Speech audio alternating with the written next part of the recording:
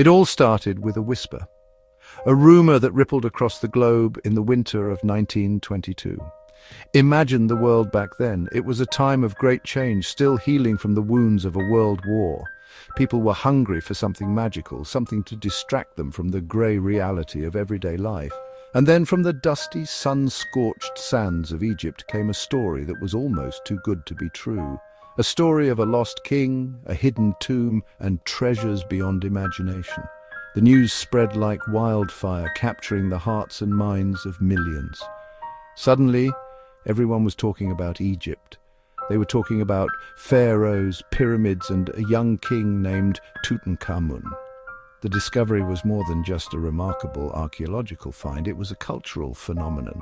Newspapers couldn't print stories fast enough. People lined up to see photographs and newsreels from the distant Valley of the Kings. This wasn't just old history being dug up from the ground, it felt alive. It was a direct connection to a glamorous, mysterious, and incredibly wealthy past. The world was gripped by what became known as Egyptomania. The patterns on the tomb's walls started appearing on dresses, jewelry, and even buildings. Tutankhamun, a minor king who had been forgotten for over 3,000 years, was suddenly the most famous person on the planet. What made this discovery so special? For centuries, treasure hunters and archaeologists had searched the Valley of the Kings, the royal cemetery of Egypt's great pharaohs. They found many tombs, but every single one had been robbed in ancient times. The beautiful chambers were empty, their treasures stolen and scattered. It was believed that there was nothing left to find. The valley had given up all its secrets, but one man, a determined Englishman named Howard Carter, refused to believe it. He was convinced that one tomb, the tomb of a little-known boy king, was still out there, waiting to be found. This single discovery changed everything we thought we knew. It was a time capsule, perfectly sealed and untouched for millennia. It gave us an unprecedented look into the life, death, and beliefs of an Egyptian pharaoh. The sheer amount of stuff inside was mind-boggling, but it was the fact that it was all there, just as the ancient Egyptians had left it. That was the real treasure. It was a story of hope, of persistence, and of the incredible power of the past to reach out and touch us in the present. The world held its breath, waiting to see what secrets the boy king's tomb would reveal next. Howard Carter was a man obsessed. He wasn't a wealthy aristocrat playing at archaeology. He was a serious, dedicated, and some might say, stubborn professional. He had spent years working in Egypt, first as an artist copying tomb paintings and later as an archaeologist.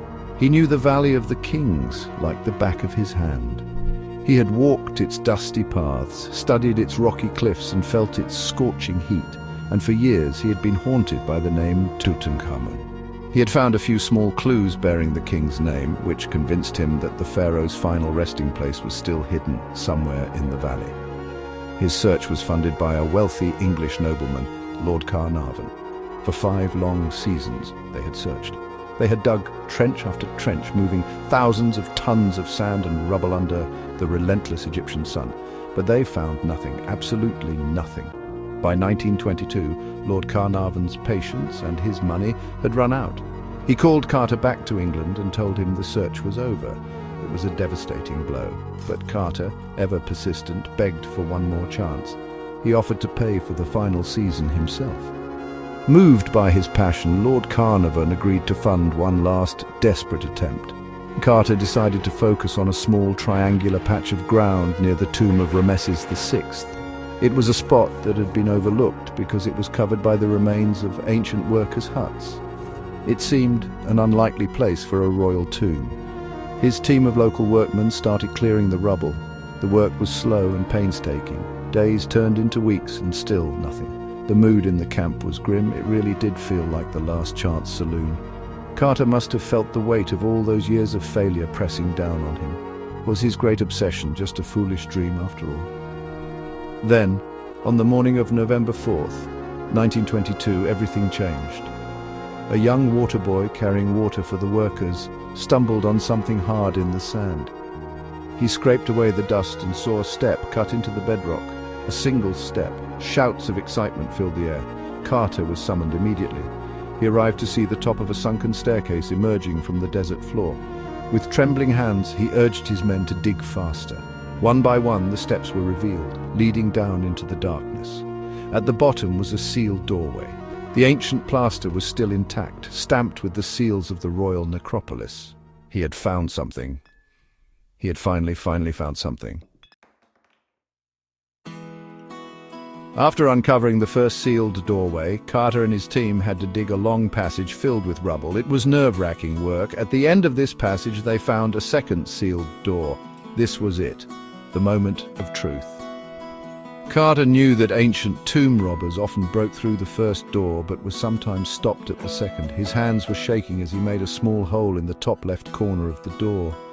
The air that escaped was hot and smelled of ancient perfumes and oils. It was the air that had been trapped inside for over 3,000 years. The silence in the passage was absolute. Lord Carnarvon, who had rushed from England, stood beside him, along with his daughter, Lady Evelyn. "Can you see anything?" Carnarvon asked, his voice strained with impatience. Carter held a candle up to the small opening and peered inside. At first, his eyes, accustomed to the bright sunlight, could see nothing.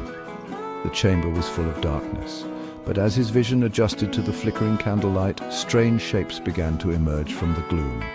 Animals, statues and gold. Everywhere the glint of gold.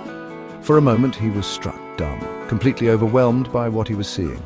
Lord Carnarvon couldn't stand the suspense any longer. "Well, can you see anything?" he repeated. Carter finally found his voice. He turned slowly and whispered the three words that would become famous around the world. Yes, wonderful things, and they were wonderful. He saw strange, life-sized statues of a king, gilded couches in the shape of mythical beasts, and intricately painted alabaster vases. He saw dismantled golden chariots, ornate chests, and even a golden throne. It was a chaotic jumble, like an attic full of a king's most precious belongings, all piled up in a hurry. What Carter was looking at was the antechamber, the first of 4 rooms. It was a treasure trove unlike anything ever found before. But this was just the beginning. Tucked away behind the statues of the king, he could see another sealed doorway. This, he knew, must lead to the burial chamber itself, the most sacred part of the tomb. If this antechamber was so full of riches, what incredible wonders might lie beyond that final door? The discovery was already beyond his wildest dreams, but the greatest secret, the king himself, was yet to be revealed. The world had to wait, holding its breath as Carter began the careful process of documenting every single object. The antechamber was like a snapshot of a pharaoh's life. It wasn't just a room full of gold, it was a carefully chosen collection of items the young king would need to live a life of luxury in the hereafter. Imagine walking into this room. The air is still and thick with the scent of ancient resins.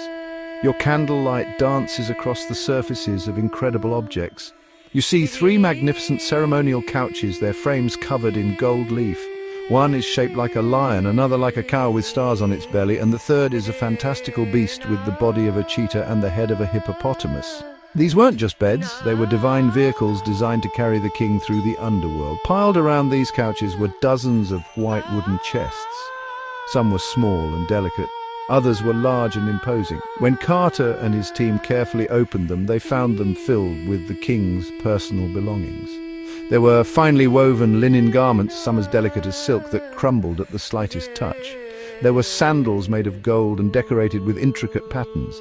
They even found the king's childhood toys and games, including a board game called Senate, ready for him to play in the next life. It was a touching reminder that this great pharaoh was also just a young man. Perhaps the most beautiful object in the antechamber was a small golden throne. It is considered one of the greatest masterpieces of ancient Egyptian art. The entire throne is covered in gold, silver and precious stones. But it's the scene on the backrest that is so captivating. It shows a young Tutankhamun relaxing in a chair while his wife Ankhesenamun anoints his shoulder with perfume. It is an incredibly intimate and informal scene. They look like any young couple in love. This wasn't the image of a powerful, godlike king. This was Tutankhamun, the husband, a glimpse into his personal life and his relationship with his queen. Also in the antechamber were the spectacular parts of several golden chariots. They had been taken apart to fit through the narrow tomb entrance. These were not just for transport, they were the high-tech military vehicles of their day. They were built for speed and agility, decorated with scenes of the king conquering his enemies. This tells us another side of the story. Tutankhamun wasn't just a husband who enjoyed board games. He was also expected to be a warrior king, the commander-in-chief of Egypt's mighty army. The antechamber was a complete starter pack for a pharaoh's eternity, providing for his comfort, his leisure, his royal duties, and his personal relationships. After months of carefully clearing the antechamber, the day finally came to open the sealed doorway to the burial chamber. The excitement was immense. Guarding the entrance were two life-size black statues of the king standing like sentinels. I carefully dismantled the plaster wall brick by brick. As the opening grew larger, I could see that the room beyond was almost completely filled by a single, massive, golden object. It was a huge shrine, a box of gilded wood that took up nearly the entire space. Its surface was decorated with magical texts and symbols from the Book of the Dead, designed to protect the king on his journey. This was only the beginning of the surprise. It was like a giant set of Russian nesting dolls. When the team managed to open the doors of this first great shrine, they found another, slightly smaller, gilded shrine inside. And inside that one, a third shrine. And inside the third, a fourth and final shrine also covered in shimmering gold leaf.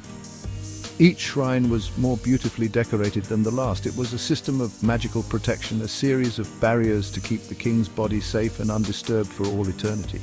It took my team and me over a year of incredibly difficult work to carefully dismantle these shrines in the cramped space of the tomb. Finally, after dismantling the last shrine, we reached the heart of the tomb. Before us lay a huge sarcophagus, carved from a single block of yellow quartzite. Its lid was made of pink granite and had been cracked and repaired in antiquity, a fascinating clue that something may have gone wrong during the funeral. With enormous effort, using a system of ropes and pulleys, the team lifted the heavy lid. Inside, we expected to find the king's mummy. But the surprises weren't over yet. Instead, we found the first of 3 coffins all nested inside one another, each one shaped like the king in the form of the god Osiris.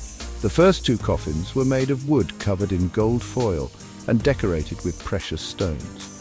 But it was the final, innermost coffin that left everyone speechless. It was made of solid gold. Solid gold. It weighed over 110 kilograms, an unbelievable display of wealth and power. When I first saw it, I wrote in my diary that it was covered with a thick black pitch-like layer from the sacred oils and resins that had been poured over it during the funeral ceremony. As we carefully cleaned this away, the brilliant, shining face of the young king, crafted in pure gold, was revealed to the world for the first time in 3,300 years. Beneath all the gold and jewels, the tomb held the most important treasure of all, the mummy of Tutankhamun himself. This allowed us to meet the boy king face to face. When the solid gold coffin was opened, inside was the king's body, carefully wrapped in linen bandages. Placed among the wrappings were 143 separate pieces of jewelry and magical amulets, each one positioned to protect a specific part of his body. And of course, resting on his head and shoulders was the most iconic object from the entire tomb, the magnificent golden death mask. It is a breathtakingly beautiful portrait of the young king, made of gold and inlaid with lapis lazuli and other semi-precious stones. But the real secrets were hidden within the mummy. Early examinations suggested he was a young man, only about 18 or 19 years old when he died. This raised a huge question. How did he die so young? For decades, people suspected he was murdered, perhaps by a blow to the back of the head. The tomb also gave us clues about his family. We know his father was the controversial pharaoh Akhenaten, who had turned Egypt's religion upside down by worshipping only one god, the sun disk Aten. Tutankhamun's original name was actually Tutankhaten, showing he was born during this strange period. He changed his name back to Tutankhamun to show he was restoring the old gods like Amun-Ra. The tomb also revealed a sadder, more personal story. Tucked away in a simple wooden box were 2 tiny nested coffins. Inside were the mummified remains of 2 premature baby girls. DNA analysis has since confirmed that these were Tutankhamun's daughters. Neither of them survived long after birth. It's a heartbreaking detail that reminds us of the human tragedy behind the golden treasures. Tutankhamun and his wife, Ankhesenamun, tried to have children and create a royal dynasty, but they failed. When Tutankhamun died, he left no heir to take the throne, bringing his family's royal line to an end. The sheer luxury of the tomb tells us about the period in which he lived, the 18th dynasty of the New Kingdom. This was the peak of Egypt's power and wealth. The empire stretched from modern-day Sudan to Syria, and vast amounts of gold, ebony, ivory, and other exotic goods flowed into the country. The artistry and craftsmanship of the objects in the tomb are simply astonishing. It shows that Egypt had a huge number of highly skilled artisans who could create works of unparalleled beauty. Even for a relatively minor king like Tutankhamun, the resources available for his burial were almost limitless. His tomb is a window into this golden age of Egyptian civilization. For many years after the discovery, our knowledge of Tutankhamun was limited to what we could see with our own eyes. But today, modern science is giving us a whole new set of tools to unlock the tomb's remaining secrets. One of the most important of these is DNA analysis. Scientists have been able to extract DNA from Tutankhamun's mummy and from other royal mummies found elsewhere. This has helped us to build a family tree for the boy king. We now know for certain that the pharaoh Akhenaten was his father, and we have even identified his mother from a previously anonymous mummy known as the Younger Lady. She was Akhenaten's sister, meaning Tutankhamun's parents were brother and sister. Another powerful tool is the CT scanner. In 2005, Tutankhamun's mummy was carefully removed from its tomb and placed inside a portable CT scanner. This allowed scientists to create thousands of detailed cross-sectional X-ray images of his body without unwrapping or damaging the delicate remains. This virtual autopsy provided a huge amount of new information. It revealed that Tutankhamun had a clubfoot and walked with a limp, which explains why over 130 walking sticks were found in his tomb. They weren't just symbols of authority, he actually needed them to get around. It also showed he suffered from multiple strains of malaria, the most severe form of the disease. The CT scans also helped to solve the mystery of his death. The hole in the back of his skull, which had led many to believe he was murdered, was shown to have been made during the mummification process after he died. However, the scans did reveal a serious fracture to his left leg, just above the knee. The break was severe and did not show any signs of healing. Current theory is that he suffered a bad fall, perhaps from a chariot, which shattered his leg. This open wound would have become infected, and in his already weakened state from malaria and other genetic conditions, this infection likely proved fatal. Science is also being used to study the objects themselves. Advanced imaging techniques like infrared and ultraviolet photography are revealing hidden details on the tomb's painted walls and artifacts. For example, analysis of the famous death mask has led some Egyptologists to believe it may not have been originally made for Tutankhamun. They suggest it might have been made for a female pharaoh, possibly his stepmother Nefertiti, and was later adapted for him. Similarly, studies of a dagger found on his mummy showed its blade was made from iron that came from a meteorite. This shows how the Egyptians valued these metals from the sky even more than gold. No story about Tutankhamun is complete without mentioning the famous Curse of the Pharaohs. The legend began shortly after the tomb was opened. Lord Carnarvon, the man who funded the excavation, died suddenly in Cairo just a few months later. He died from an infected mosquito bite.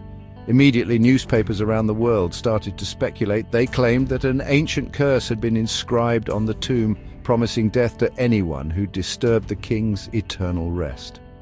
The story grew and grew, with every subsequent death of anyone connected to the expedition being blamed on the pharaoh's revenge. It was a thrilling and spooky tale that captured the public imagination, but is there any truth to it? In a word, no. There was no curse written on the walls of Tutankhamun's tomb. Inscriptions in other tombs do sometimes contain warnings to would-be robbers, but nothing like the deadly curse of the legends. The idea was largely invented by the newspapers of the day to sell more copies. When you look at the facts, the story falls apart. A study was done that looked at the survival rates of the 58 people who were present when the tomb was opened. It found that they lived on average to be 70 years old, which was a perfectly normal lifespan for that time. Howard Carter himself, the man who opened the tomb, lived for another 17 years, dying at the age of 64. Another common myth is that the tomb was found completely intact. While it was astonishingly well preserved compared to other royal tombs, it wasn't perfect. Carter's own records show clear evidence that the tomb was broken into at least twice in ancient times, not long after the burial. The thieves were probably after the most valuable and portable items, like precious oils and metal objects. They seem to have been caught in the act, as the tomb was hastily resealed by the necropolis officials. You can even see their handiwork in the jumbled state of the antechamber and the resealed doorways. The fact that the main treasures, like the coffins and mask, remained is what makes the find so miraculous. A more recent theory that has gained some attention is the idea that Tutankhamun's tomb is actually just the outer part of a much larger tomb belonging to his famous stepmother, Queen Nefertiti. Some Egyptologists have pointed to faint lines on the painted walls of the burial chamber, suggesting there might be hidden doorways behind them. They have used radar scans to look for hollow spaces. However, after much excitement and several different scans, the results have been inconclusive. For now, most experts believe that the tomb, while spectacular, was a small and hastily prepared one, chosen for Tutankhamun precisely because he died so unexpectedly young. Why, a century after its discovery, does the story of Tutankhamun still hold such power over us? Part of the answer is simply the treasure. The sheer beauty and quantity of the gold is breathtaking. These objects are not just historical artifacts. They are works of art of the highest order. The golden mask, the nested coffins, the gilded throne. They represent a level of wealth and craftsmanship that is almost impossible to comprehend. They are a direct link to a lost world of unimaginable luxury and splendor. When we look at them, we're looking at the peak of Egyptian civilization, and that is a truly awesome experience. But the fascination goes deeper than just the glitter of gold. The story of the discovery itself is a real-life adventure story. It has all of the elements of a great Hollywood film. You have the determined hero, Howard Carter, who risks everything on one last chance. You have the wealthy patron, Lord Carnarvon. You have years of frustrating failure, followed by a moment of incredible triumph against all the odds. And then you have the mystery and the supposed curse. It is a tale of passion, dedication, and discovery that continues to inspire archaeologists and adventurers to this day. Tutankhamun's story is also a profoundly human one. He wasn't a great warrior king like Ramesses II or a powerful builder like Khufu. He was a boy, thrust onto the throne at a young age, who ruled for only a decade. He suffered from physical ailments, he loved his wife, and he grieved for his lost children. The personal items in his tomb, the games, the walking sticks, the intimate portrait on his throne allow us to connect with him on a human level across more than 3,000 years of history. He is not a remote, godlike figure. He feels real and relatable, and his short, tragic life gives his story a powerful emotional core. Ultimately, Tutankhamun is a symbol of discovery itself. His tomb was the last great secret of the Valley of the Kings, and its revelation opened a window into the past like no other. It ignited a global passion for ancient Egypt that has never faded. Every new generation finds something to marvel at in his story, whether it's the art, the science, or the human drama. He is the boy king who was almost completely erased from history, but who, thanks to a lucky twist of fate and the stubbornness of one archaeologist, achieved a fame and immortality greater than that of any other pharaoh. His golden face is now the face of ancient Egypt, and his reign over our imagination shows no sign of ending.